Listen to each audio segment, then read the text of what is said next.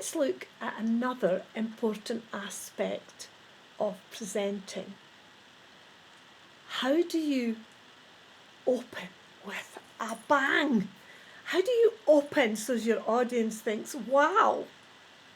So there's a few ways that you can open, but the most common one is for people to reintroduce themselves once they've been introduced by the organiser, already introduced them, and then you come on and say your name, your address, where you're from, if that's you, please eliminate that from your presentation, because if you do that,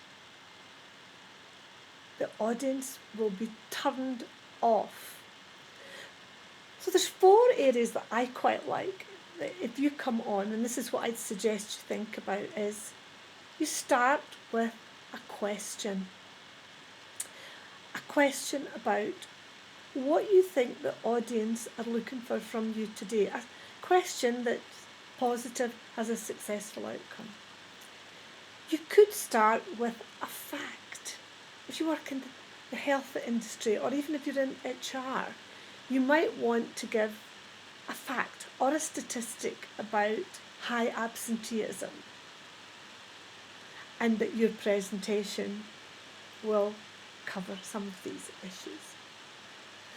You might want to start with a piece of research that's been done that might make a difference to the audience listening to what you're going to present about today.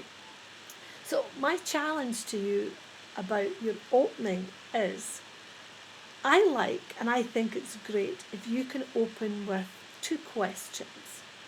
Start with one and follow it up with a second one before you go into your presentation.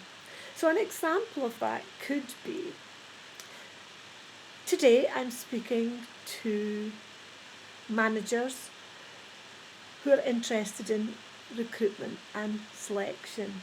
Am I right? What if today I shared with you tools, tips and techniques that you could apply in your next recruitment and selection process? Does that sound like a plan? Now that is a much better way to start your presentation.